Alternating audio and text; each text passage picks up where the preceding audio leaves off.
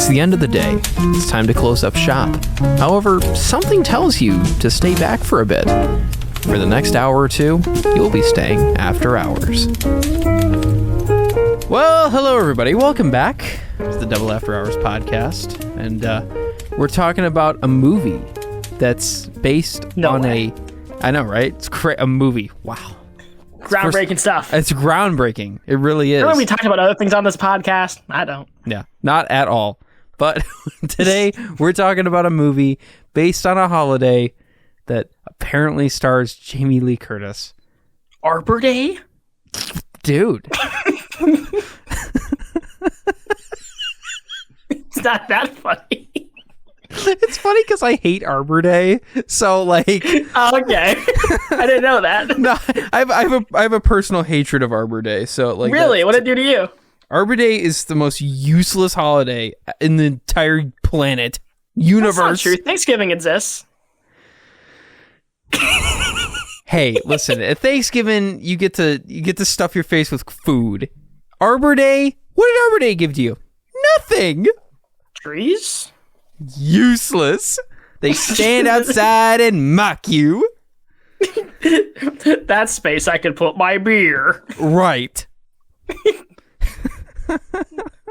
Hey, Redwood, fetch. Right. Fetch And that's me how a cold you grab yourself a Pabst. Fetch me a cold one. Stupid sequoias. Good for nothing. But I always love the joke where it's like someone's walking through a national park and they're seeing all the beauty and majesty of our country, and then it's like, man, a Walmart would go pretty hard here. That's so true though.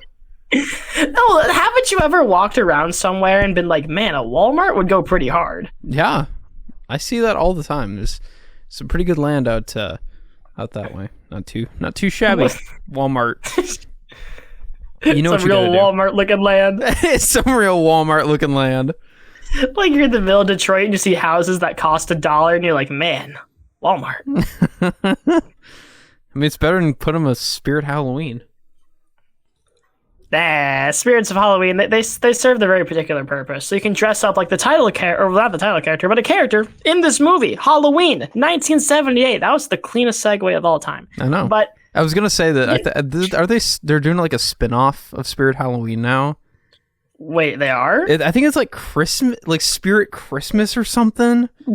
Is that? I guess that makes sense from a business perspective. You're in for that month, so it's like you might as well have the building for a couple more months for Christmas stuff. I think it's Spirit Christmas. Is it Spirit? Like I see the logic. Yes, it is Spirit Christmas. Yes. That actually makes because why only sell stuff for a couple months a year when you sell it for like a quarter of the year? Yeah, and now they have more buildings to fill up because all the Walgreens, CVS's, and Rite Aids are going away. Well, yeah, but it's also like they could just take the buildings they already rent from and just be like, I'm going to put more stuff in there. Yeah, why not? Just throw it in there. I think the ambulance behind you definitely agrees with that statement as well. Dude, I was trying to save it. I was like, I really hope he doesn't hear it. No, it's coming over loud and clear. We hear him.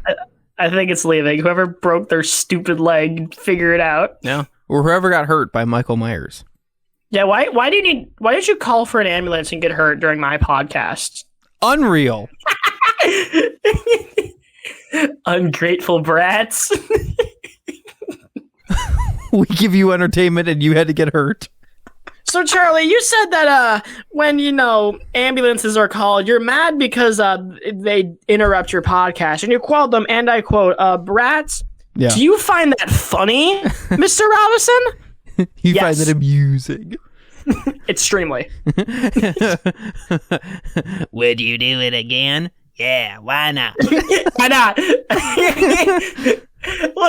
Freaking sumo from Clans. Oh man, this has been. Do you regret what you did? No. Would you do it again? Sure, why not? Me every episode of the show. Oh man, coming back. Oh. Do another one. Here we are, guys. Yeah, we got off track as we usually do, but this is like what, episode 28? 8. Yeah, so it's like we know that by now. The Gang, Halloween, 1978. The original slasher, the one that ruined them all. Because this one did it a little too well, and we had a bunch of imitators. We'll get to why that matters later. But I really shouldn't have to explain this movie to you. It's a Halloween classic. We all know about Michael Myers and his goofy misdeeds. Like, it's the original slasher. It's the classic hour 30 Halloween movie. Come on. Like, we're literally taught about it in school. Like, I don't know, man. Yeah, it's the classic. This is not my first rodeo with this movie. Yeah, I love it. I love this movie, and we'll get into some of the reasons why. We're gonna do our favorite time hour tradition coming up. Yep. Mm-hmm. We're gonna start at the very beginning. You don't even have to spin the wheel. You know it's coming. Quick synopsis. So we'll go piece by piece and chat about this the plot of this movie, and then of course we've got our nega wheel of nonsense for other things to talk about before we inevitably wrap this up. And I don't know. I've heard rumors that a certain joke from a certain other episode might be making a return. From a certain other horror movie. Yeah. Well, the horror movie is a little debatable, but oh, you'll see. Yeah, we'll see. It might come back around. You never know. Yeah, but let's not waste time because we got to do what we got to do.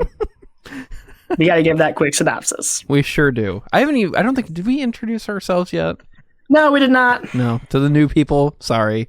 I'm Aaron Gresser. Right. I'm Charlie Robinson. Yeah, and we're here to entertain you for I don't know how long. However long it is. Yeah. This isn't going to be 2 hours. No. I know that. No. NGE still holds, as of this episode, the title, so. Dude, it's so funny. End of Evangelion got way more downloads and traction than the show did. Wow.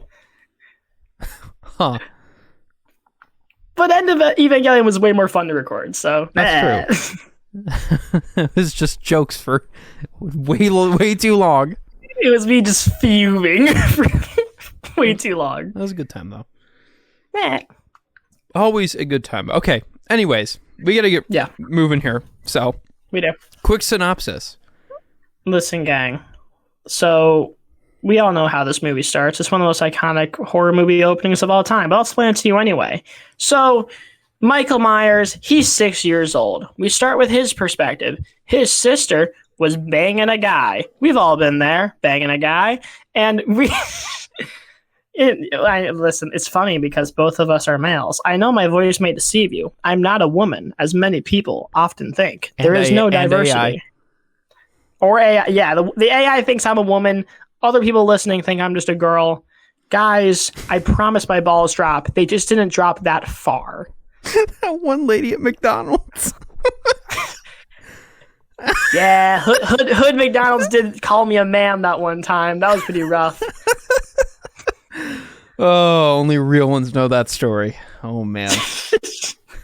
Oh, but anyway, speaking of things that are dropped, Michael clearly was because, his sister gets done macking on some dude. He leaves. She goes upstairs. Michael's kind of like waltzing around the house or whatever. He picks up a knife from the freaking kitchen, goes up to his sister's room and gives her the old shank attack. And oh no, she's dead because that's what you do when you stab someone. I guess, like, hey, if you didn't know, you know now. But game theory, if I stab someone, will they die? Man. Game theory. Would have never thunk it. Also, to every TikTok person out there, you need to watch Halloween and take notes on what a real POV is.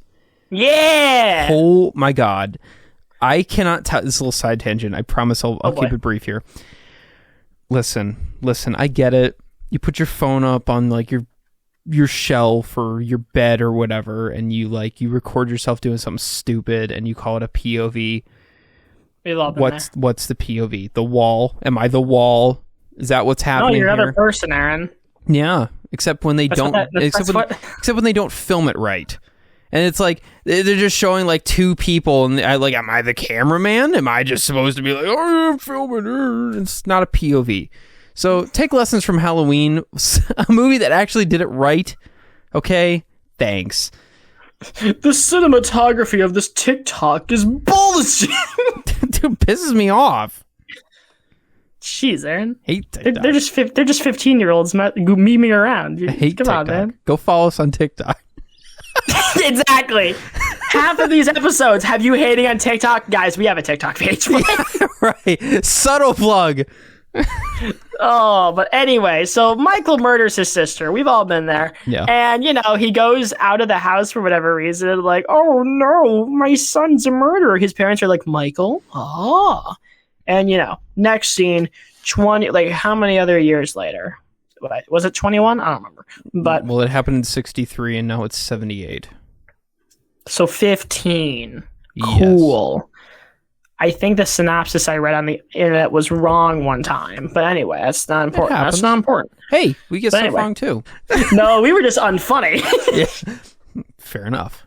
But anyway, which is the bigger crime? I don't know. Wait, us two? Listen, all I'm saying is no one has ever been mad at a joke I said. That joke's getting cut. But anyway. Just a false statement. Welcome back to Blatant Lies with Charlie. But anyway, So after that fun little scene, we get a scene where I forgot. You know what? I keep calling him the doctor. I don't know why I forgot his name. Hold on. Loomis, Dr. Loomis. There it is. I've seen this movie a billion times. I keep forgetting his name. I just have the retention of a goldfish. It's just, I don't know, man. Hey, goldfish memory is very popular around these parts in this season. Around these times. But listen, Dr. Michael Loomis and his friendly neighborhood assistant, they're driving to go pick up Michael from the insane asylum or whatever. Or something like that, if I remember correctly. Yes. And for some reason, when they get there, obviously they're describing like he's pure evil, blah, blah, blah, blah, like kind of giving us the exposition. They get there, and for some reason, the inmates are kind of roaming around outside. Just in the field outside. So, in the middle of the night? Okay. And no one's questioning it? Yeah. That's like the one major flaw of this movie. It's like, this is a weird setup, but yeah, it just kind of happens and then okay. It's just, I don't know, man. But most of it makes sense afterwards, so it's like, but anyway. And so they're roaming around outside. They get to the gate, and Michael Jack is like, breaking into the car, and he eventually like steals the car. The woman who was still in there and Loomis, like, they get out. And he starts driving to Haddonfield because, that's where he grew up. So it's the only place he wants to go. Makes sense. And they're like, well, what am I going to do? And then we get the next scene where we get Laurie Strode, Jamie Lee Curtis, the legend herself. And she's waltzing around outside. And, she's like, oh, you got to take this key to the old Myers house. She's like, okay, Dad. And, she's walking around or whatever. And we meet our funny little boy, Tommy. And he's like, what are you doing? Why? Shut up. But we get some exposition like, the Myers house is cursed and haunted and spooky because, a murder happened. Yeah, it's local legend. So I guess Detroit's just haunted. But anyway, or just any place is haunted because, like it or not, there's been a murder anywhere you look. That's true. Like, don't even get me started on Cleveland, but at least we're not Detroit. It was a ghost town in more ways than one back in the day. Yes, it was. Their whole economy was based on LeBron James. And now your whole economy is based on Deshaun Watson. And look what happened there. Oh. A lot of bad things. Deshaun Watson is a horrible person. Oh, my God. But anyway, Cleveland jokes aside, because they write themselves. I'm sorry, Browns fans. You don't deserve what's happening to you. But Jamie Lee Curtis walks down the street. Tommy leaves. Everything's all well and good. But Michael Myers, the man himself, is like Mickelson is like freaking like stalking her, obviously, because that's what you do. And we get multiple like super long scenes where he's like, like kind of staring at her. Yeah. Like, it's cool. It's fun. I mean, that's obviously not fun to get stalked, but hey, for us, it's fun. But, and then we get another scene. The doctor is arguing with some guy, and it's like, I need to drive to Haddonfield. That's the only way he's going, and drives off and goes to get him or whatever. And like everyone's like, that's a few hours away. Why are you doing that? You're crazy. Go. I would go. And then we get another freaking scene where Jamie Lee Curtis, Laurie Strode. I don't know why I say both names. I kind of forgot her name was Laurie Strode, as silly as that sounds, because she's like the second most important character in this franchise. But it's Jamie Lee Curtis. It's I have to call her Jamie Lee Curtis. But anyway, but she's sitting in class or whatever, getting stalked, as we all do. And Tommy Oliver, the Green Ranger, he gets bullied outside of school. Like 3 freaking 4th graders or whatever they are, like they go up to him and it's like, "Are you scared of the boogeyman? Why do you have a pumpkin?" And they, they're messing around with him and they bully him and the pumpkin breaks. Yep. Why do you have a pumpkin? Why do you have a pumpkin? School gift? I don't know. Teachers aren't giving pumpkins to kids. What the heck? It was the 70s. It was a different time. It's like, that's a whole pumpkin. That's a whole ordeal. And like they get another pumpkin later in the movie anyway, so it's not like he was bringing that pumpkin to carve later. He had a different, like, what the heck? Stupid movie. Bad 0 out of 10. Halloween classic. Garbage. I love this movie. Hate this movie. It's so good. It falls off so quick. The Neon Genesis Evangelion of horror movies. Halloween, 1978. Oh, Halloween. It's not, because it actually has a good ending. But anyway, but we'll get there. Wow. But but anyway, so he's getting bullied at school, as we all do. We get a stupid little scene and Michael's stalking him, obviously, this whole time. Remember, Michael's a stalker. He's your average Bieber fan. And then we get another scene where there's no way I forgot his name. Get Dr. Loomis. We got it. It's good save. Good save. Remember, Charlie, you're white, but But been a while since I heard that one. That's an ancient joke. Yeah. We haven't heard that one since almost a year ago. Wow. Also, just real quick before we go back to Dr. Zayas, Dr. Loomis. Dr. Loomis. But what's wrong with me? So after the idiot trio are done bullying the Idiot Solo.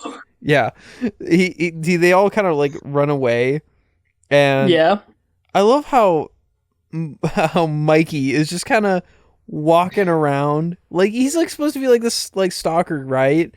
And then he's on the sidewalk, just kind of like, "Hey, I exist," just breathing. Yeah, just kind of there, and like he kind of grabs the kid, is like. He looks up and he's like, "Oh, hi," and then runs away. And that's it. And then he keeps walking around and gets back in the car, and I have thoughts about him in that car. It's coming up. Once we get a little deeper in. Michael Myers, the most catchable man, but it's so real. God. So we get a scene where Dr. Loomis is like memeing around at the farmland or whatever. He's driving and he goes to a phone booth and he's calling people or whatever. And he's like, "Yes, I have to go to Haddonfield." And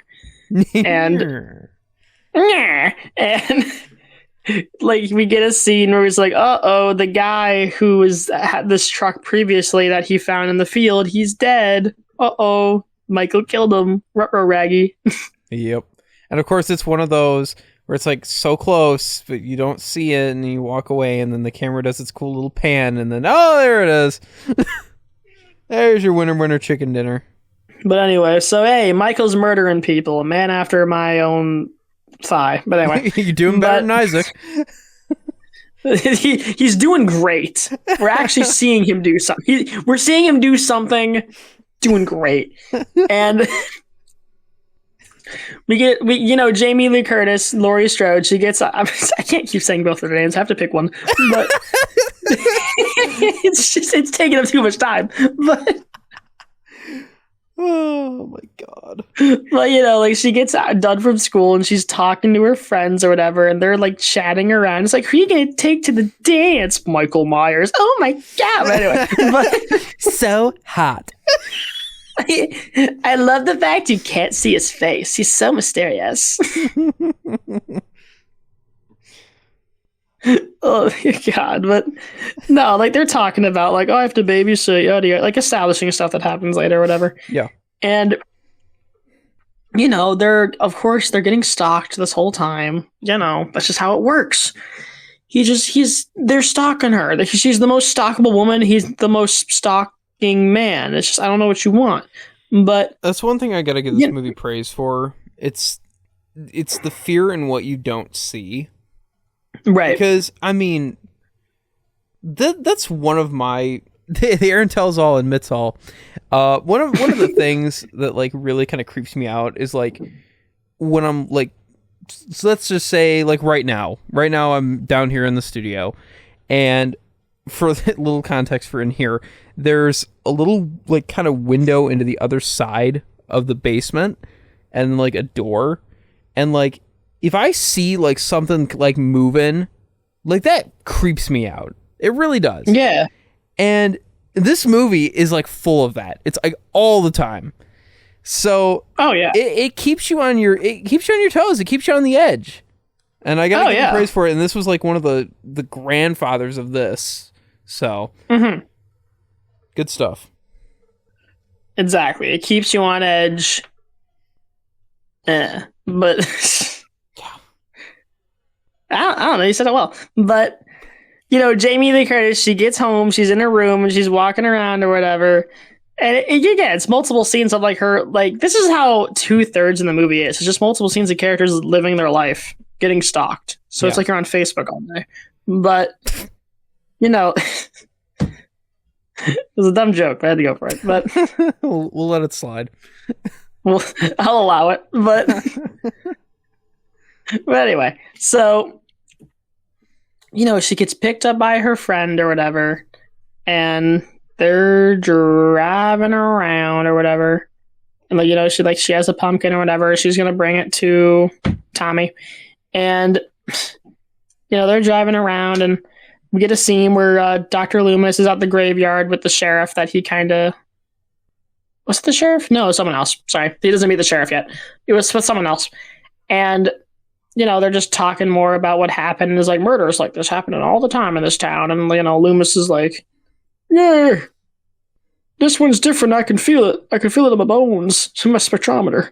And just kind of like the constant, like, something's going hinky in this town. But, yeah, like she's walking her. I forgot if I skipped the scene together, but I noticed like she bumps in to the sheriff at one point, Jamie Lee Curtis. Yes, and he's like walking with her friends. Yeah. And he's like, everyone is entitled to one good scare. It's like, yeah, shut up. No. Fun fact, the guy that plays the sheriff actually, as of this episode, passed away a few months ago, back in August. Really? Mm-hmm. Dang, that's unfortunate. Yep. Rest in peace to a homeboy. But my homeboy. my favorite sheriff. Yeah, best sheriff in the West. I mean, he's better than the sheriff in Cars. Not in my town, you don't. Meanwhile, Michael Myers stabbing the crap out of that car.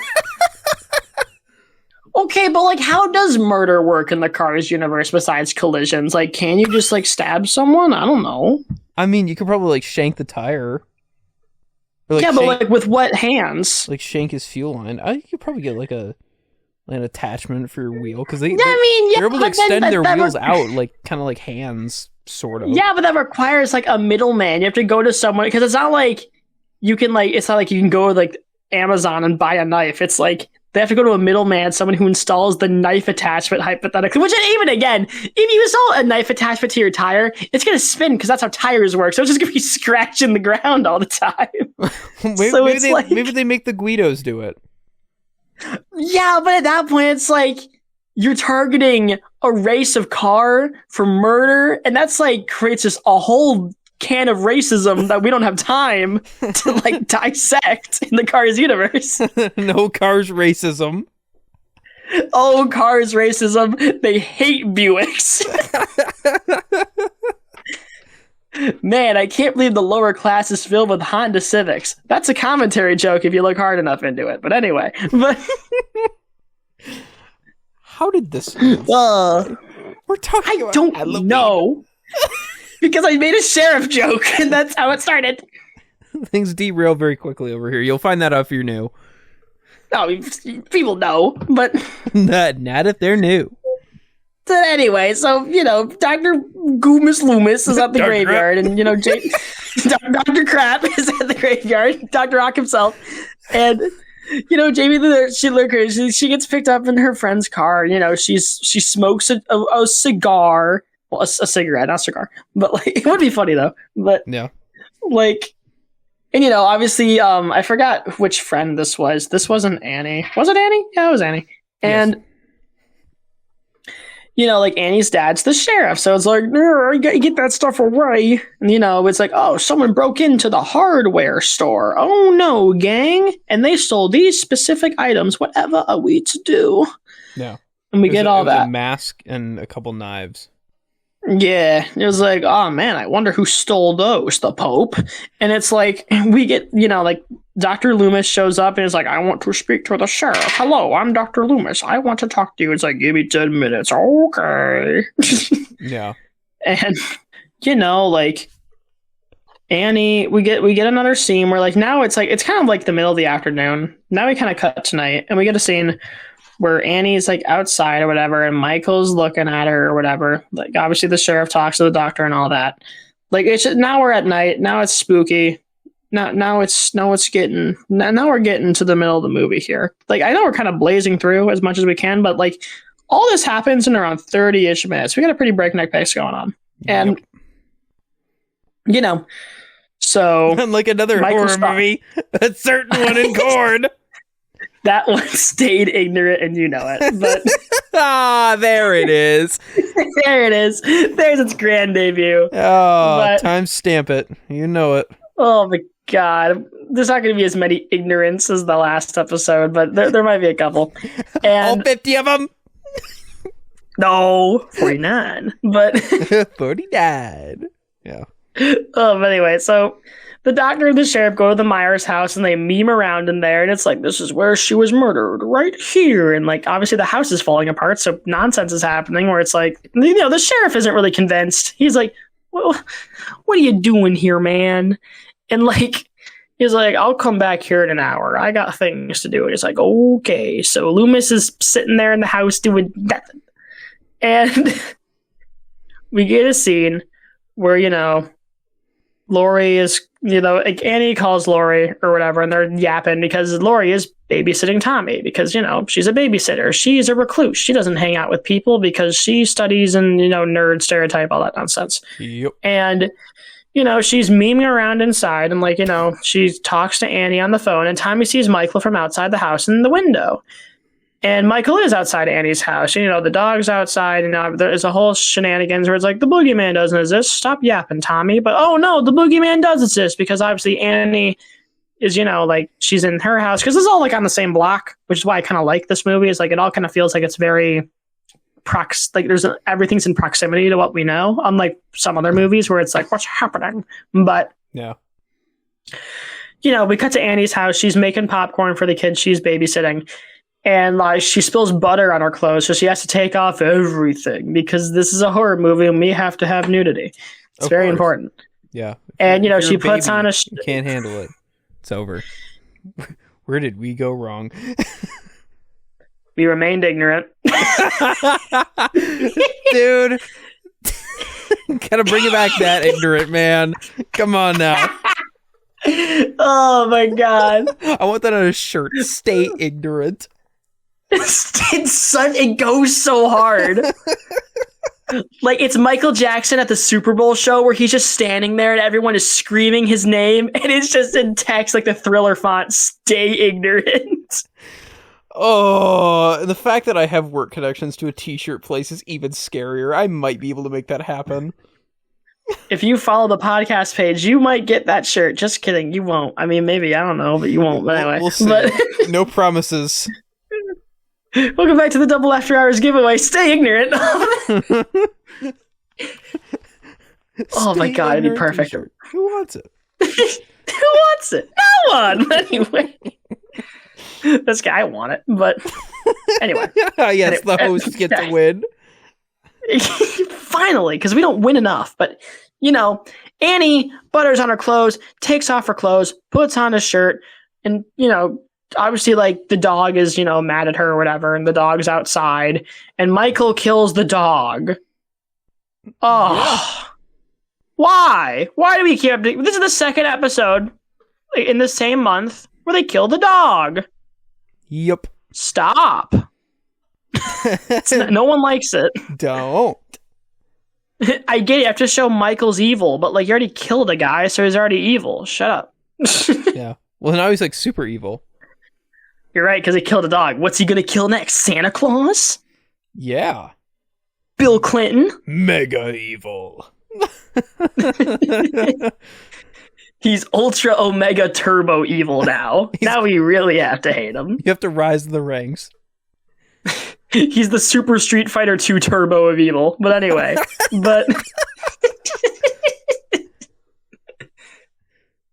this is such a stupid joke.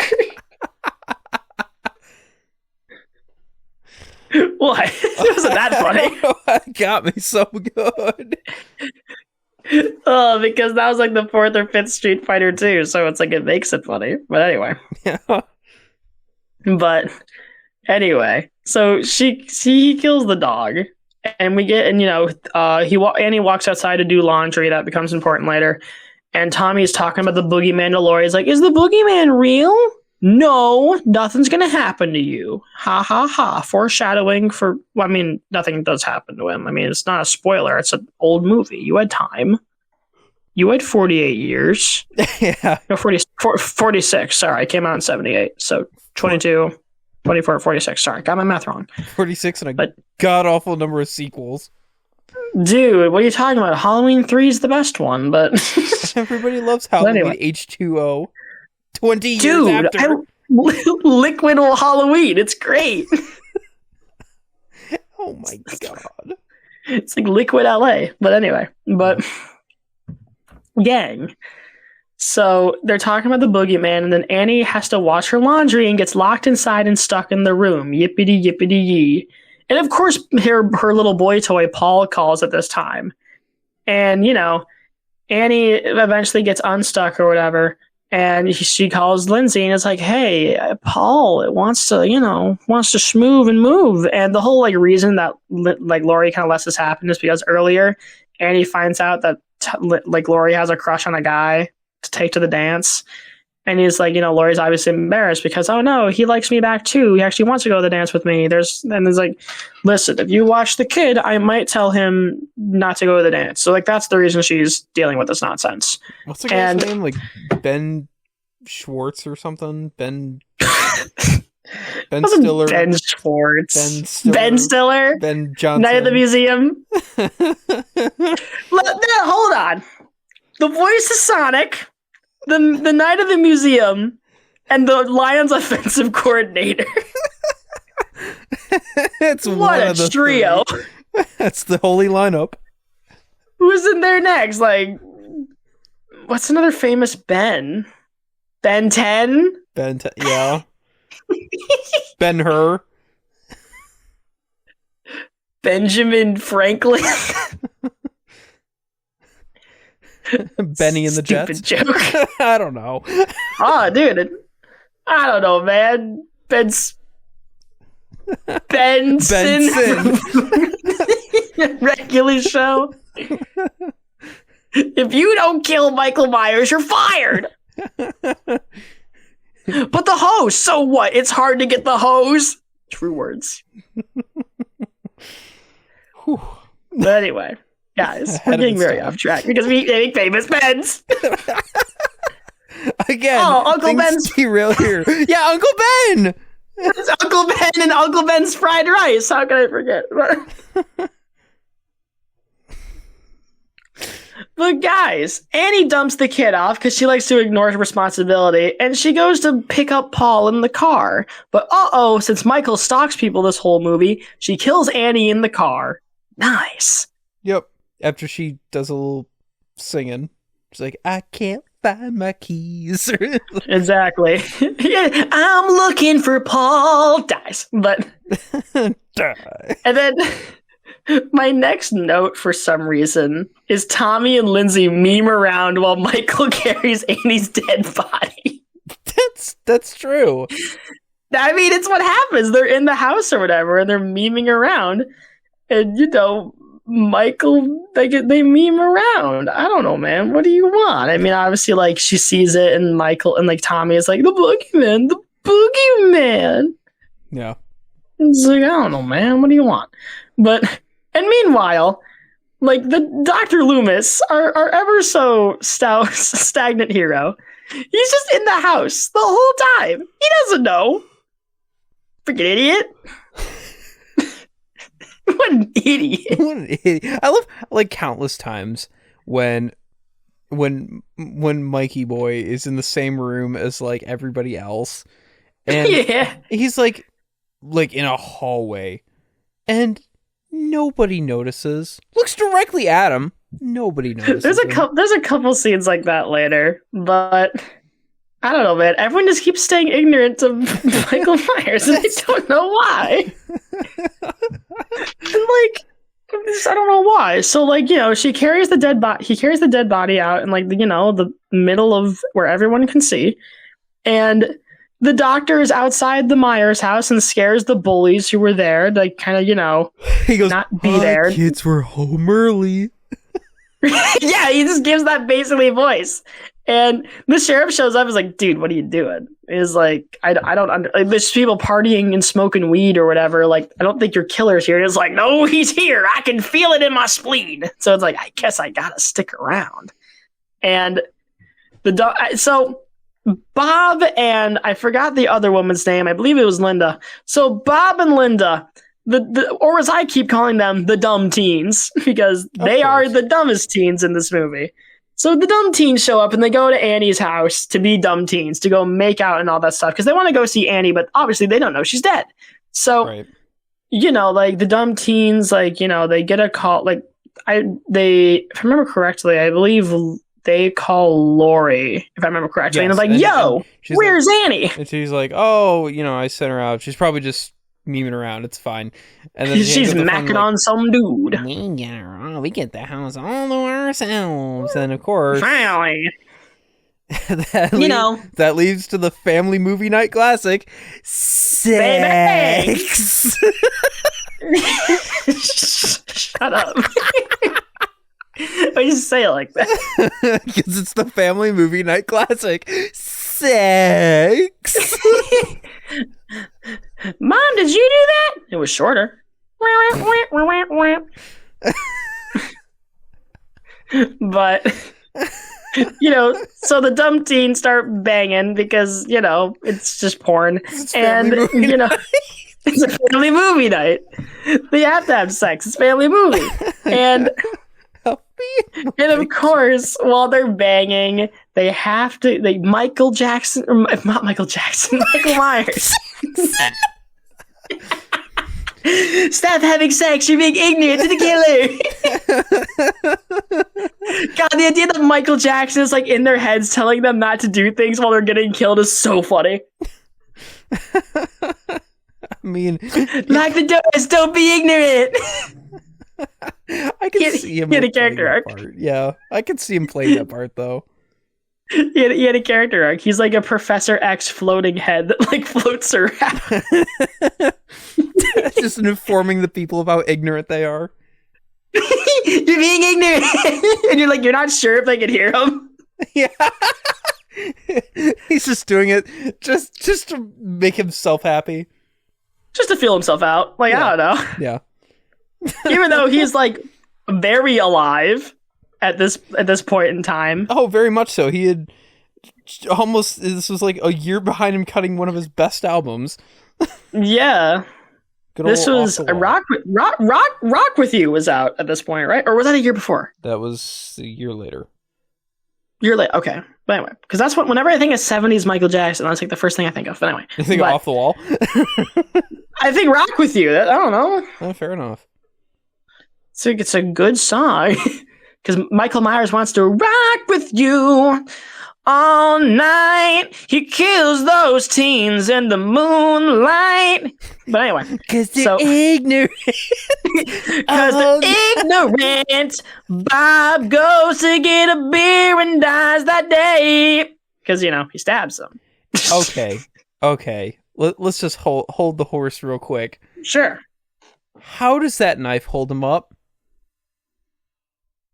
It's a good knife. Gotham steel? That what we're working with here? Yeah. Okay. Introducing your freestanding knife. This turkey is going to be held on this wall for at least an hour. Listen, I mean, we're talking late 70s. We're talking like that era of furniture where things kind of migrated from being the 60s where it was like built really well to the 70s where like it was like, oh, plastic gay. No, but like there's still a lot of things in that era that like were built well. This is before Sears went downhill. So like, your refrigerators lasted till the end of time back then. Like the one that happens to be down here. Exactly. Don't be ignorant to the refrigerator. But anyway. No ignorance. Exactly. So Bob dies because he looks like Christopher Reeves. Listen, no disrespect to Christopher Reeves. He's my hero. Like, let's make that very clear. I'm just saying he looks like him. I bought a Christopher Reeves Superman action figure today. I'm a fan, I swear. Please don't kill me. But I'm not ignorant, I swear. I'm ignorant, I swear. I'm not ignorant. But, oh my god, so he dies, and Michael dresses up like a ghost with his glasses, which is actually really funny. Yeah, and goes up to see Linda or whatever. And freaking she's like trying to talk to him, and obviously he's not responding because Michael Myers doesn't talk, Yeah. And she calls Lori, and then she gets strangled by the phone cord by Mr. Micklejack. Yay. And Lori is still with the kids. She makes sure they're okay. Dr. Loomis is still by the Myers house, and he notices the stolen car eventually. He's like, huh, man, how long has that been there? But, Okay, listen. Yes. We're talking, this car, it's a station wagon. This is like I think it's probably one of those Ford station wagons. I'm not a car guy. I'm going to have all the car guys now. They're yelling at me, telling me. I'm not either. Whatever car it is. Dude, our target demo is not car guys. I'm just waiting for Donut to show up and correct me just because they can. So... Let's talk a little bit about that. I've made this point a little earlier that I'd like to talk about this. So, Mikey has been driving this car for a minute, right? We're talking 70s car here. Not the greatest miles per gallon. And you see Mikey driving around quite a bit. He's cruising around the neighborhood. He's following people. He's being Michael Myers. Does he stop for gas? No. Does he have money for gas? No. Is he getting gas from Isaac? Maybe. No. The car should have been dead freaking a long time ago. No. But you're still driving it around, getting free gas. You're breaking my balls, Michael Myers. Break them. Oh. Balls shattered. In pieces. My testicles torn. Thanks to all this ignorance. No. Maybe. Yeah. But anyway. But after they notices the freaking NASCAR moment of no tires, no gas, no gas, and no tires, just gas. No tires, no gas, just tires. Oh my god. But anyway, so freaking Lori goes outside and is kind of like walks towards Annie's house, trying to get some kind of feel of the surroundings. And Lori walks inside, goes up the stairs, and notices all of the dead bodies. She sees Annie's, obviously, with a grave reading Judith Myers. Well, yeah, because that was earlier in the cemetery because the gravestone was gone. I know. And now it's so here. Silly. It's so silly. I don't know. He's a big fan. It's the centerpiece. You love Slipknot, but anyway. Yeah. So and then she notices Bob's dead body, and then she notices Linda. They're all in the same area. One's in the closet, one's being hung, all that fun stuff. And then she's in a different room. She's freaking out, and in the closet behind her, we get one of my favorite shots in the movie, where Michael's in the darkness and slowly appears. It's so good. It's so iconic. Oh yeah. And and sends Laurie down the stairs. She has a nice trip and sees her next fall. And Laurie's trying to escape, but obviously she can't open the door. It's locked with a rake. And then Michael's figuring it out. They give chase. Laurie finally breaks open the door, calls for help in the neighborhood, but surprise, no one listens. You could say that's unrealistic. I disagree. I think no one listening to you in the time of help in this neighborhood is actually very realistic, but that's just me. But yeah. Not a plot hole. Not a problem. But anyway. So, everyone's all, and eventually Laurie gets all the way to where the kids are, Tommy and Lindsay or whatever. And, she's like, you gotta wake up, because they're asleep, obviously. Wake up, please. And Michael is slowly walking around. he's strutting his stuff. He's getting there. Yeah, he's giving the walk that Marty gives in Madagascar, where he's going down the streets of New York to the metro station.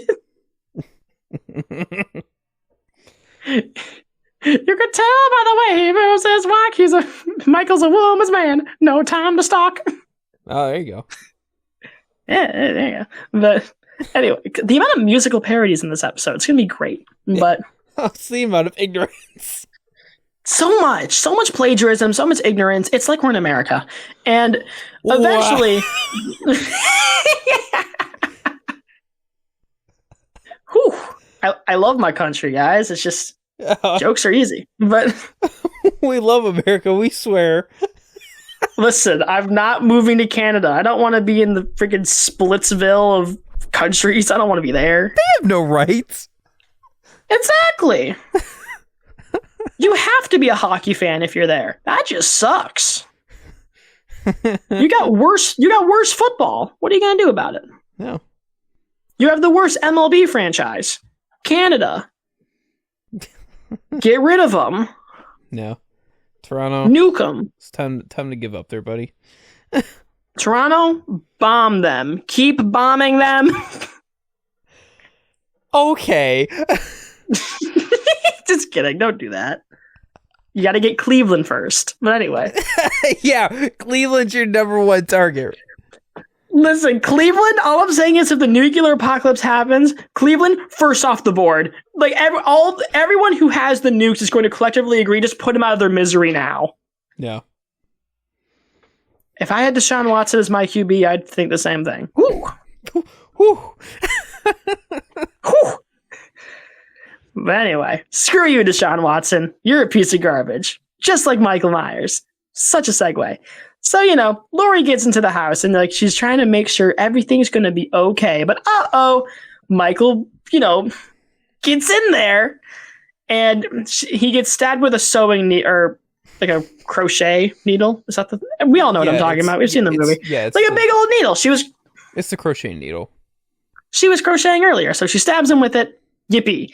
He falls down to the ground. She thinks everything's okay. She tells the kids, the boogeyman is dead. I killed him. And then, Michael wakes up. Grrr. And back in action. He's back in action. We're so back.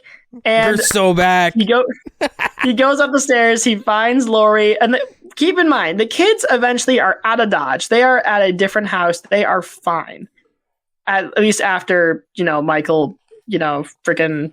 He tries to break into the closet and he gets stabbed again with the hanger and then the knife. And then she sends the kids over. I went a little ahead. Oops. It's all right. But it happens eventually. Obviously, that's the point. Eventually, Laurie's kind of sitting there, kind of catching herself like, oh man, I think I killed her this time. But, obviously if it didn't work the first time, why would it work the second time? Because he wakes up again. Oh no. And yep. the Loomis finally notices something's going hinky because, the kids are screaming. He finally decides to do something. And obviously Laurie doesn't notice him. Michael's, fighting her, and the doctor shows up and keeps shooting him. We see the mask come off. He looks deformed. That's not going to get stolen by Jason Voorhees, I swear. And eventually he falls off the balcony. Michael is he falls off the balcony. We get another shot where they look down. Michael's gone. Everyone's in shock. Laurie is freaking out, and Loomis is kind of just collecting himself. And we get a closing shot where we cut to all the locations we previously were, with our last shot being on the Myers house itself. And we just hear the heavy breathing of Michael Myers. End credits. That goes hard. It does. It does. It's so good. It's the perfect ending. Yeah. It's so good. And that's Halloween 1978. John Carpenter's, I don't think his best movie. I'm more of a Thing man myself, but really good. Which is proudly featured in this movie. It is. It's a great movie. I would want to sell out with it too. Yeah. No, The Thing is a great movie too. But anyway, that's Halloween. That's the plot. Took us a minute, but hey, we got there. Yeah, in the end. Somehow, some way. What do we think? Well, I still love Halloween. I think this is a great movie. Like I said a little bit earlier on in this episode, with the way that they set up Mike in his kind of just being in the shadows all the time.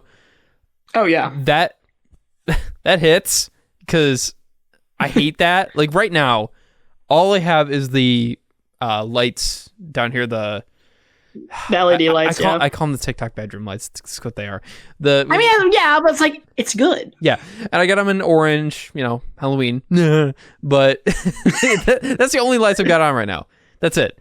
And I'm looking over in the corner, and I'm just seeing darkness, and I'm I was thinking it's oh, there he is, So I get freaked out by that, and that was played out so well in this movie. It's so good. It's so good. Scare wise, it's great. I mean, kills are, but we'll get there. We got some wheels to spin. Oh, I know we do. I'm just saying, I love this movie. Good stuff. Anyways, fair enough. Let's go ahead and spin the wheel and get a little more in depth into that. But first, we got to talk about everybody's favorite, the side characters. Listen, gang, they started a lot of tropes in this movie, including the whole Jason Voorhees joke I made earlier. And the side characters are one of them, including the teens. They're all horny and dumb. We've all been a teenager. Some of us listening are a teenager. And listen, I ain't trying to insult you. I've been horny and dumb too. I'm still pretty horny and dumb. But guys, gang, nothing's changed. But guys, you can't be that horny and dumb. Yeah. They made that whole commercial about that. It's exactly. If you think with your dong, listen. If you think with your dong, you're bound to go wrong. Confucius said that, I'm pretty sure. But anyway, Confucius. Sorry, Gandhi. But anyway, that's better. We can't say ignorant to Gandhi's contributions. Absolutely. He's going on the back of the t-shirt too. Gandhi, you're being ignorant.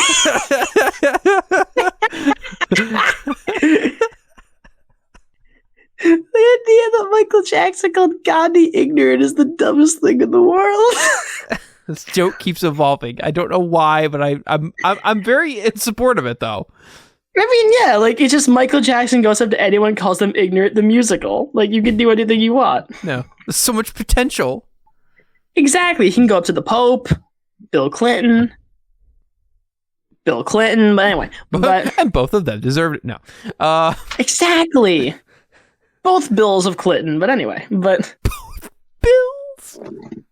Both of them. But is there has to be another Bill Clinton, right? It's not just the one. It's not a unique name. But anyway. Yeah, no, it's plenty of them. Yeah. There's 7 of them here. But anyway, guys. So the side characters. They're dumb, horny teens. They get what's coming to them. We get it. We get a bunch of kids. We get a bunch of bullies. We get our classic sheriff who doesn't believe in anything, but the one guy is like, oh, yes, I do believe. Like, stuff you've seen a billion times, and that Stranger Things would later parody and change with the archetypes was one of the reasons why that show really works. Because if you've seen these classic movies, you know exactly why that show works, because it's, changing all that stuff, which is great. Even, like, the kids, too. Like, yeah. Oh, look outside, I see something, and then they look outside. Oh, it's not there. You're just being ignorant. It's like exactly. Exactly. It's like you can't just call the kids ignorant. Not anymore. But not if you dangle one of them. But right, you gotta dangle them a little bit. You listen to that Parenting episode. 101. You remember the PSA? I forgot I gave that PSA. And we cracked a joke a little bit afterwards that I cut because I wanted to make it a little funnier. Where you said, "Hey, let's put some patriotic music over that," and so yeah, I did. So you just have in the middle of this episode just some royalty-free patriotic music. That's just what it was called on YouTube. And dude, that episode is going to be like a highlight gold mine. Holy crap! Oh. It's gonna be a little hoo boy. Because we have that was the birth of ignorant. That was Bert and Ernie in the cornfields. There was that speech, the dangling kid conundrum, which I want on there in its entirety. I have only a minute. I'll make a cut where it's longer for personal reasons, but guys. Halloween. The MJ Discovery Hour. Guys, they were dumb teens. Yeah. We've seen these stereotypes a million times. This is where it comes from. Let's spin that wheel. Yep. Okay. We are rotating. General atmosphere. Ooh, I loved the atmosphere in this movie. I really, really did. Then talk about it. Yeah, I just, it's that small town, like, everybody's kind of, it feels interconnected. Like everybody's just kind of like knows each other. It's like Cheers. Like everybody knows your name, but the horror movie. It's Cheers, but it's not Cheers because like there's a connect and a disconnect where like in the scene where she's running around, she's asking for help, she's trying to get help, and then the neighbors are instead of helping her out. They turn on the light, they look outside the window, and you can see them through the window. They're looking outside, and they're just like, nah, and then shut all the lights off on her. Like, but you feel that small town aspect of this, but then it goes in and says, no, we're not going to do that. We're going to have this very disconnected neighborhood, which kind of adds, like, I think we said this a little bit earlier, but it kind of adds to that horror aspect where, if you're in danger and you need help and Michael's coming after you, what are you going to do? The phone lines are down. All your neighbors hate you. It's like, it's one of those situations. But the dark atmosphere of this and it just the disturbance in a cozy town, it's great. Mm-hmm. It's kind of something that like Children of the Corn, like we're just gonna go back to Children of the Corn so much, but there's a lot of things in common with these two. It had that small town, like you're in the Hicks, you're in hillbilly hell, and it's there's like nothing out there. But at least in like Halloween, there's other people around. Mm-hmm. Where in Children of the Corn, it's just the children. And the corn, and that's about it. Oh, yeah, I know, but I just like the Halloween aspect so much more than Children of the Corn, and how they kind of set that up. Because if you listen to it, we rambled about that. It was stupid, but yeah. I'm just picturing the scene where she tries to get help and like they turn the lights off. They start blasting James Taylor. It used to be her town, as if they're like anticipating her dying. Lights go out long ago.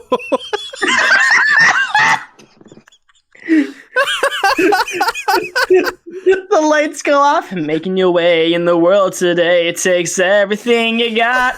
Who? Michael always knows your name. And there's nowhere you can go. I'm American, well, Michael mate. doesn't know your name. Oh, and he's always glad you came into contact with that knife. Welcome to the sing-along episode. Yeah, right. Halloween. It brings out the Glee Club in all of us. Get that on a poster. Put on a shirt. Exactly. That's going in the pack with Stay Ignorant. Stay ignorant. Halloween brings out the Glee Club in all of us. Hillbilly Hell with Isaac's face. Yeah. What a 3-pack. Happy Halloween. In a Spirit Halloween near you. Exactly, because that's the only place that would sell it. But before we move on from the wheel, there is one bit that I want to mix in with the general vibe, and that is the soundtrack and the score and the music, because I feel like that actually does add to it, and it's really the only place we can talk about it. Yeah. It's phenomenal, obviously. Like, it's one of the most iconic horror movie themes of all time. Granted, I do think it shows up maybe a little too much and overstates its welcome. Yes. Just a little bit. I will agree with that. Like, and there's certain scenes it's like, okay, you could have swapped this up, or even like maybe make it a with remix. Rock With You. Yeah, there you go. Do a little Michael Jackson, it's fine. You could have swapped it up, or do some kind of remix, maybe, if that makes sense. Not saying like make it like a dubstep remix. You kids nowadays. Dubstep remix of Halloween. That would go hard. I think that already exists, if I'm not mistaken. I think that's probably nice. Real. But you could have like had a variation, I guess. And it's like, okay, every time Michael shows up, it's like, oh, okay, all right. Okay. It does lose a bit of its power, It does. But there are scenes where they do play it right, and they kind of have a really shrill sound to it, which that's eerie, and it works really well. And right. They play it well with the lighting and the camera work and everything. So it all just comes together, just being really good. So. Oh yeah. But yes, I will agree. It does overstay its welcome just a tad. Just a little bit. Do appreciate the inclusion of Don't Fear the Reaper for like the 5 seconds that it's there. Yeah. Which, still so weird to think that song was 2 years old when this movie came out. Huh. So that was like a recent hit. Interesting. Yeah, at the time it was. Funny. Thanks, Blue Oyster. Yeah. Appreciate it. I guess the only thing I have left to say is that I feel the same way about the Halloween theme in this movie as I do about the Force theme in The Last Jedi. Shows up a little too much. Yeah. But anyway, I think we gotta spin that wheel. Yes, we do. Let me go ahead and just do a little bit of cleanup here. Spring cleaning. Do a little spring cleaning on this guy. Okay, there we go. That's much better. There we go. Now we're not as likely to hit the other ones. Yay! All right, we gotta talk about the big man. Big man Mikey. Yeah! So, listen, gang. It's Michael Myers. I don't need to explain him to you, or at least I shouldn't have to. But in case you're caught unaware, he's kind of one of the first big slasher villains. For those of y'all who don't know what a slasher means, it's a horror movie where you have a big icon or a big guy like, think you're Michael Myers, your Freddy Krueger's, your Jason Voorhees, your Ghostface, Leatherface, all those guys. Yeah. And they just kill a bunch of people. That's the slasher genre. It's very much not the artistry of murder, but rather the sheer amounts, Yeah. Obviously, there is some, they get creative with the kills, obviously, in other movies in that series, so it's not a perfect comparison, but you get what I mean. A lot of people die in these movies. And comparatively, what Michael does may not seem as much as what comes later, but again, he was a trailblazer, so it's you gotta give him a little bit of slack. And right, also, this the first of its kind. Exactly. This is the movie that Friday the 13th would later parody, or not parody, imitate, copy, Yeah. And that's why there's a bunch of scenes where like Michael's, stalking his prey and he's walking around and bumbling around or whatever. Like, I know obviously like, as I kind of said previously, if he just ran, he would have caught up to Laurie, which I still think he should have done. For those of y'all who say slasher villains don't run, you're just objectively wrong. There is a Friday the 13th where Jason does run. I think it's part 5 or part 6, if I remember correctly. One of those two. Maybe part 7, but somewhere later down that run. But so it's not unusual, but it's like if you see Michael Myers running, you're going to feel a certain type of way. Oh, sure. But if I want to throw my 2 cents in here. Yeah. So, yeah, he does not run.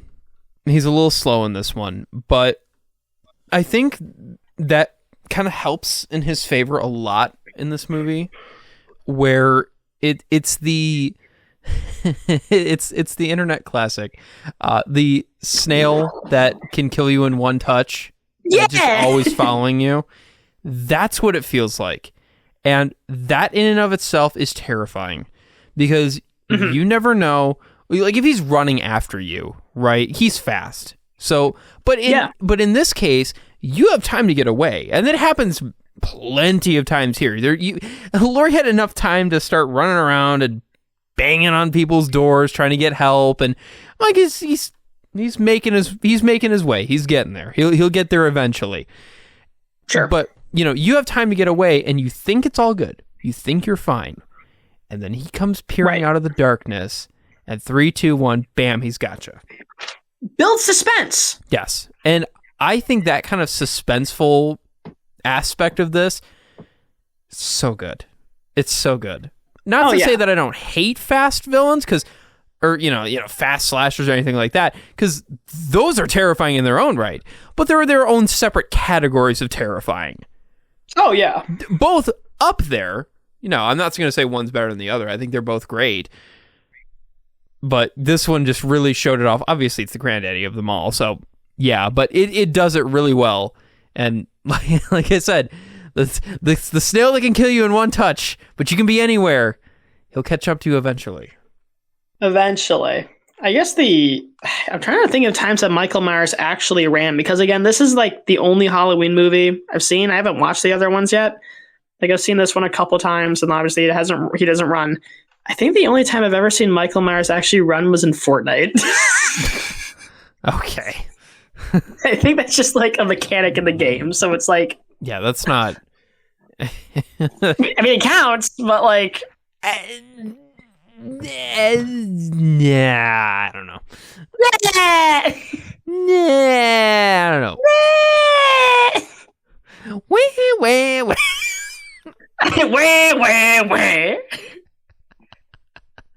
I think you're just staying ignorant, Aaron. It's cool. Don't be ignorant. Michael Myers runs in a video game. Okay. He's in Dead by Daylight. He can run. Oy. He was in that one too. But anyway. Just trying to think of anything else I have to say. I mean, obviously, like, they remove the mask. He's ugly underneath. Jason Voorhees would steal that. That becomes a trend. Yep. But Halloween did it, but yeah, right. I'm just trying to think. Like, I don't know. Like, he's a spooky little dude. Obviously, he's not little, but like, he builds suspense, even if I think it's kind of silly in some places. And even if you've seen this movie a couple times, like I have, obviously some of it wears a little thin after a while because you go, okay, all right, bud. But I don't know. I think they justified it enough. If someone is walking that slow and they're that confident to kill you, that is scary in and of itself. Yeah. And he's young too. In the context of the story, he's young. He's fresh meat. Yeah. He's only 21. Yeah. So he's not like, we're not talking like, he's getting up in age and, now he's walking around like a grandpa. No. Yeah. So, but yeah, no, I think it was a great choice, and hey, it made a legendary movie, so. Exactly. You know what else is legendary? The Nega wheel. Yeah. The hollow wheel. Yeah, there you go. Okay, well, I guess we can conveniently follow that up with Laurie. I mean, listen, gang. It's Jamie Lee Curtis. It's the legend herself. Like, this was one of her first big roles. And, she sells it well. This is where the final girl archetype came from. Because thievery. Because, having a final girl to run and try to figure out how to survive God forbid it's a man. Horror movies. It's an opposite kind of sexist. Da-da-da-da-da-da. But... Okay. Alrighty then. Listen, guys. Women's History Month. Gotta put Halloween in there as essential viewing. You won. I mean, sure, he escaped, but, you won. Yeah. Ignore the fact a man shoots him 3 times. Ignore that part. The Double After Hours podcast is not... Yeah, that went out the window real quick. Listen, am I being political or am I being right? Charles Robinson 2024. God, I'd be like the worst president. So, Charlie, Mr. President, sir, are you sure you want to take over all of Ireland? Aren't you worried about how that might destabilize the UN? I like potatoes. Yeah. Big fan. We have potatoes in Idaho, sir. We don't need any more. Meh. You don't get it? Yeah. So, sir, you said you wanted to drain the Pacific Ocean? I don't think we can do that. But a Walmart could go there. Right. Listen. All that seafloor, they're begging for a Walmart. Yeah, it's going to become the floor for product. You know it. You love it. You want it. Come on. Let's drain the ocean floor. Let's get a Walmart in there. But anyway, Laurie Strode, because holy crap, Lois. I don't know. She's like a very reserved character. I felt like they wrote her well. It's just Jamie Lee Curtis just kind of courtesing around. I don't know what you want from me here. Yeah. I mean, still a great character. It very much... Oh, yeah. They totally, set her up very well, where it's obviously she's not the most confident one, yada, yada, yada, and seeing the whole world through her eyes. I don't know what else you want me to say. It's Jamie Lee Curtis in Halloween. She's a legend for a reason. I mean, when you're watching this movie and you think about you're thinking about a lot of the tropes in this movie, and of course nowadays a lot of those come to mind, but then you just kind of have to kick back and realize, wait a minute, this one started all of them. So you 1978, right? This was the granddaddy of all of these tropes. So it's you kind of have to take it back and take it for, this was the first of its kind. These tropes are going to be here because they set the tropes. Exactly. So, but yeah, no, it's still a great character, Laurie. I think she does a great job, and of course, iconic character too. So I don't know. I don't have much to say. Yeah. Well, we can move right along here to the last thing on the wheel. Yeah. Woo! We are gonna spin it anyway, even though there's only one thing on the wheel. Man, I wonder what it's gonna be. Wow, the blank space. No. Will it write my name? Wild card. Topical Taylor Swift reference. God dang it. What's she do to you? She's scary. Just scares. No. Yeah. Her fans are. The only thing scary about Taylor Swift are her carbon emissions. Yeah.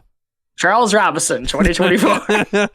The Double After Hours podcast is not... That's not political. That's just true. She flies a private jet. I know. I'm not just saying only she does it. All celebrities do it. Leonardo DiCaprio does it, and he stands for, having a better climate. What an idiot. He's ignorant. He is ignorant. He's the definition of ignorant. The Screw founder. off, Leonardo. The founder. I'm happy it took you a while to get you an Oscar, you hack. You bum. You bum. Who did I call a bum? You called somebody a bum in the last one. It was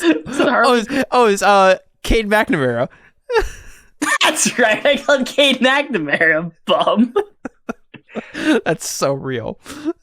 Oh, but speaking of bums and speaking of things that Cade McNamara, we're talking about scares, guys, and nothing scarier than Iowa's offense. But jokes aside, but listen, guys. As much as I love Caleb Johnson, I have to stop talking about Iowa football. But listen, gang. Like we've established previously, this movie is a lot of anticipation, on edgiest seat. What's she gonna do when Michael comes for you? And most of the time, it feels pretty worth it. Granted, the count on this thing is pretty low when compared to a Friday, which is my personal horror series of choice. I think the Friday the 13th are so stupid, but they're fun. Yeah. But so I am a little, like, oh man, he didn't murder as many people as they wanted. Darn, I wanted more death. But also, if you look at it from the confines of the story, if he starts murdering more people, like, the story would end quicker, if that makes sense. It's in an environment where, because it's such a small and close town, people would notice, theoretically. Yeah. So it's like, I get why they made the decision they did, but part of me is like, man, it's Michael Myers. Murder more people. They weren't going to school, but right. I don't know. But aside from that, the kills are great, obviously.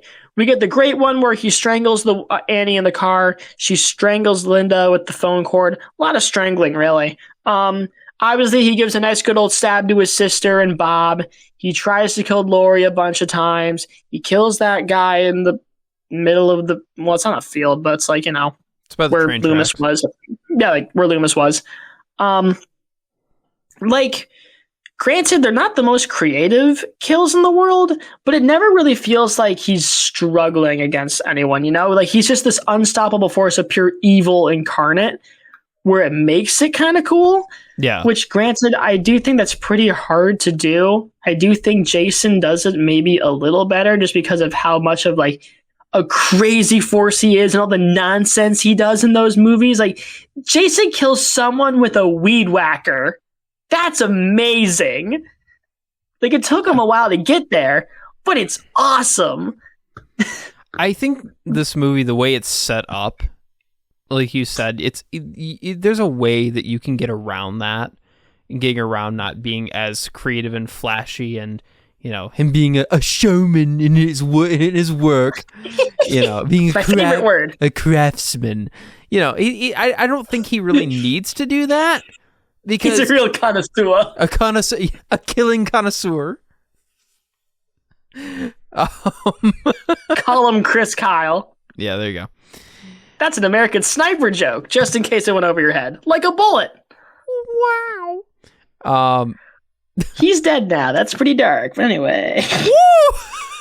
Woo! Woo! Anyways. It's not funny. He served our country dutifully. Rest in peace, soldier. Anyway. There you go. So yeah, I don't think that he really needed to be super flashy with that, just because of the way that, he's creepy in his own right, which we mentioned earlier, with the way that it's dark. He's a stalker. He comes out of nowhere, and he's he's the snail that kills you in one hit. And I think that in and of itself makes up for that. I was entertained by every single one of them. He did not have to do anything weird or crazy. Just him being creepy in general, and then just kind of coming out of nowhere, bam, you're dead. That's... Yeah. I think that 110% made up for that. Right. And again, I'm very biased. I'm more of a Friday fan myself. And the kills in that series just get insanely nonsensical and creative and graphic, which is fine. He just kills someone in the reboot by hanging them from a sleeping bag and letting them set on fire. What? Yeah, that's amazing. That's weird, and it's cool, and it works in its own right. In Freddy versus Jason, he breaks a mattress and it collapses upwards, and it just breaks someone in half. I'm sorry, you peaked. You're never gonna kill someone better. Yeah. But But again, to your point, he's a creepy dude with a murderous dude, and sometimes that's all you need. Yep. And even some of like the other scares, like the one that really got me, and it really shouldn't have gotten me, but it did, was when they're walking around the abandoned Myers house, and they're in the upstairs, and then just like they're like it's panning towards the window, and then you just see the gutter slam into the window. Yeah, that shouldn't have got me as well as it did, but it totally did. And it did kind of get me. I was like, oh no. Yeah, that one, I think that was probably the one that made me jump the most. Interesting. Out of all of this. And I set the atmosphere for this. We're watching this in the dark, right? You have to. Yeah. It's Halloween. So, but yeah, no, it was great. It was great. Even the stupid ones that were just the ones it's like, oh, there's nothing really bad happening. You're just gonna make a loud noise and freak you out. Yay. Even those worked really well. And I know those, again, that's a cliche, but guess who started them? Da da da da da da. Leprechaun. Just kidding. But Leprechauns. Those movies get really weird. They put the leprechaun in space. Yes, they did. It was so strange, but amazing. Like, I remember, like, freshman year of college, my roommate turned that movie on like, the TV or whatever, and, like, he was like, Charlie, have you ever seen Leprechaun? I was like, no. And he's like, these movies are insane. I'm leaving for the weekend. Bye! Like, that's how he left. Dang. So did you watch them? I watched the end of the third one, and I was like, wow, this movie is insane. Yeah. And I don't know what I did. Yeah. Coming to a podcast, maybe. The Leprechaun movies are pretty insane. Maybe next year. Yeah. Stay tuned for those updates. Guys, I think that's all we have. Yeah, I think that is just about it. That's all she wrote. All she wrote. All she murdered. Murder she wrote. Thank you guys so much for listening to the Double After Hours podcast. It has been an absolute pleasure to have the worst possible endings I could try, just like Neon Genesis Evangelion, so we got to keep it in tradition. But if you guys like what we do and you liked our silly little commentary on these movies, because again, closing thoughts, yep, it's a great movie. It's Halloween. It's a classic. We all know that. Aaron? Yeah, you can't turn this one down. I mean, it's got its goofy moments, but it's, for the most part, this is it. This is where it's at. If you're looking for a great slasher movie, this is it. If you're as long as you don't want it to be like super flashy and out there and weird, Friday the 13th, go right there if you're looking for that. But if you want the best Friday, in my opinion, if you want the best Friday, part 6. Yeah. But if you're just looking for creepy guy goes around murder town, this is it. So, or go to Cleveland, or we just go to the real life experience. Go for the real life experience and meet Deshaun Watson. You'll be scared either way. But that's all I got. Thank you guys so much for listening to the Double After Hours podcast. Thank you guys so much for listening to this. This has been our Halloween Spectacular. It's the last movie we're obviously doing in Halloween month. It's been a great month. We did so many episodes. I'm so happy with all the ones that we were able to do. We got some great stuff coming up for November. We're talking about Moana, Seinfeld, Spider-Man 3 is finally coming out this month. Moana 2. We got so much stuff planned for the last 2 months before we go on a break until February. We will let you know when we come back in the socials, even though it's going to be, early February. Actually, I think we already do have a date, but we'll talk to you when we talk to you about it. So we have so much planned. We have so much extra content that we're going to release in that break span. So don't go away. We have so much stuff coming to you, and we cannot wait to show it. I don't have much else to say. I've been Charlie Robinson. Stay ignorant. I might just make that my new tagline. I'm not sure. Just stay ignorant. So you gotta have this. So we gotta have the shirt now. Yeah, you just have to. Oh my god, it's good stuff. Gotta love that shirt. And I'm Aaron Gresser, and I will catch you all on the flip side. And make sure to lock your doors. You never know. Wait. Before you lock your door, we have social medias for you to check out. We have an Instagram, TikTok, and Facebook. They're all called the Double After Hours Podcast. Look up the Double After Hours Podcast online, and you'll find all those social medias or wherever else you can catch us. We're on Apple Podcasts, YouTube, Spotify, Deezer, Samsung, iHeart. We're in a ton of other places. Just look up the Double After Hours Podcast, and you will find us online. Listen, share with your friends, share with your family, share with your dog. Micah won't kill him. Probably. I don't know. But share with anyone you can know. Spread this page around. Follow us on YouTube. We are gaining more subscribers by the day. We are getting more views. And we want to make this bigger and better for you because this is our passion. And we want to make this great for you. So I'm actually done this time. I'm Charlie Robinson. I'm going to start saying ignorant. Yeah. And I'm Aaron Gresser. And I embrace the ignorant. Goodbye. Thank you for listening to the Double After Hours Podcast. You can find us on Apple Podcasts, Spotify, and YouTube. Be sure to check out our social media pages on Instagram, Facebook, and TikTok. I'm Aaron Gresser, and thanks for staying after hours.